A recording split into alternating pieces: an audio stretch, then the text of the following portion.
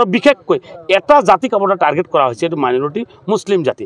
1971 পিছত কোনো বাংলাদেশী মুছলমান মানুহ অহা নাই, যদি আহিছে বাঙালী হিন্দু বহুত আহিছে। তো মুছলমান আৰু হিন্দু এই দুটা শব্দ লৈ কিনে এই চৰকাৰখন চলি আছে। ইষ্টেম জেহাদ, ফ্লাড জেহাদ, আজমল জেহাদ, আকৌ এডুকেশ্যন জেহাদ, এতিয়া আপুনি লৈ আহিলে কি লেণ্ড জেহাদ। এইটো হৈছে কংগ্ৰেছ আৰু বিজেপি মিলি কামবিলাক কৰি আছে। যদি কংগ্ৰেছৰ দিনত এই মাটিখিনি ব্লক আৰু বেল্টত নেপেলালেহেঁতেন তেতিয়াহ'লে আজি এইখন মানে উচ্ছেদ হ'ব লগা নহ'লেহেঁতেন। কংগ্ৰেছৰ দিনত যদি মানুহক চৰ চাপৰিত বসবাস কৰা মানুহখিনিক মাটিৰ পাট্টা দিলেহেঁতেন তেতিয়াহ'লে আজি বিজেপিয়ে ইভিকশ্যন কৰাৰ সুযোগটো নাপালেহেঁতেন। কংগ্ৰেছৰ যদি ডি ভোটাৰ নবনালেহেঁতেন তেতিয়াহ'লে বিজেপিয়ে সেই মানুহখিনিক আজি বৰপেটাৰ পৰা 28 জন মানুহ ধৰি কিনে ডিটেনশ্যন কেম্পত সোমাই দিছে। চব কাম কংগ্ৰেছে ডি ভোটাৰ সৃষ্টি কৰিছে, ডিটেনশ্যন কেম্প কংগ্ৰেছে কৰিছে। আজি ব্লক এণ্ড বেল্টৰ মাটি কংগ্ৰেছে দি থৈ গৈছে। যিমান মাইনৰিটি মানুহৰো মানে যিমান অন্যায় কৰিছে গোটেইখিনি অন্যায় কংগ্ৰেছে কৰি থৈ গৈছে আৰু ইয়াৰ কাৰ্যকাৰিতা কৰি আছে বিজেপি গভৰ্ণমেণ্টে। গতিকে বিজেপি আৰু কংগ্ৰেছ একেই বস্তু, একে মুদ্ৰাৰ সিফিটি আৰু সিফিটি। গতিকে কালি আমি পৰহি গৈছিলোঁ, যাওঁতে তাতে তৰ্ক বিতৰ্ক কিবা এটা হৈছে। তাৰপিছত যোৱাকালি 2-4-5 জন কংগ্ৰেছৰ বিধায়ক গৈছিলে, গৈ কিন্তু তাত গাড়ীৰ পৰা নামাই নাই। তেখেতসকলে এজন নামিছিল, বাকীখিনি নামাই নাই। তেখেতসকলে মাত্ৰ এইটো ভোট বেংকৰ পলিটিক্সটো কৰি আহিছে। গতিকে এতিয়া তেখেতসকলে ক'ব নোৱাৰে যে বেল্টৰ মাটি মানুহ গুচি যাব লাগে নে থাকিব লাগে, সেইটো কথাও ক্লিয়াৰ ভাগে কৰিব নোৱাৰে।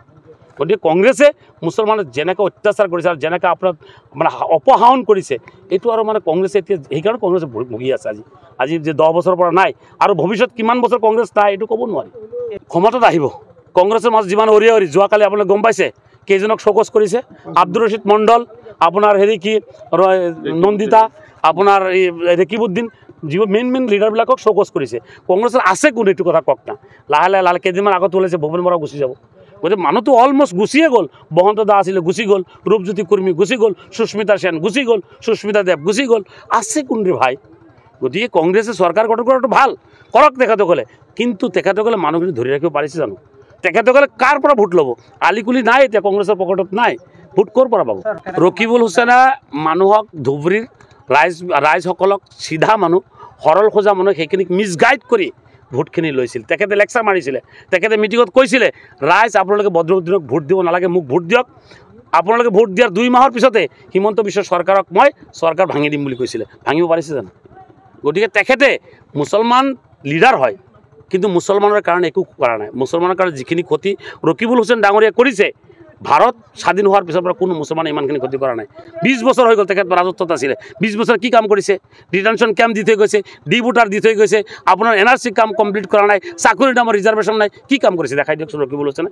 ৰকিবুল হুছেইনে মুছলমানৰ লিডাৰ বুলি কয়, কিন্তু মুছলমানৰ বিপদৰ সময়ত আজি আপাৰ আছামত গণ্ডগোল হৈছে, মিয়াখেদা আন্দোলন হ'ল, এদিন মাত নিদিলে। আপোনাৰ 28 জন মানুহ ডি ভোটাৰৰ নামত ধৰি কিনে লৈ কিনে ডিটেনশ্যন কেম্পত সোমাই দিলে, এটা মাত নিদিলে। যোৱাকালি ইমান ডাঙৰ ঘটনা ঘটিল, যোৱা 3 দিন আগত যিটো ঘটনা ঘটিছে সোণাপুৰত, তাতে তেখেতে এদিন এটা মাত নিদিলে। কংগ্ৰেছ সদায় ভোট বেংকৰ পলিটিক্সটো কৰিছে, সৰল সোজা মুছলমানখিনিৰ পৰা ভোট লৈছে, কাম একো কৰা নাই। এতিয়া মুছলমানে বুজি পোৱা হৈছে, মুছলমানৰ নিজাকৈ এতিয়া দলৰ তেখেতৰ নেতা চিলেকশ্যন কৰিছে আজমল চাহাবক। মানুহ আজমল চাহাবৰ লগত আছে, কোনো মানুহ কংগ্ৰেছৰ লগত নাথাকে।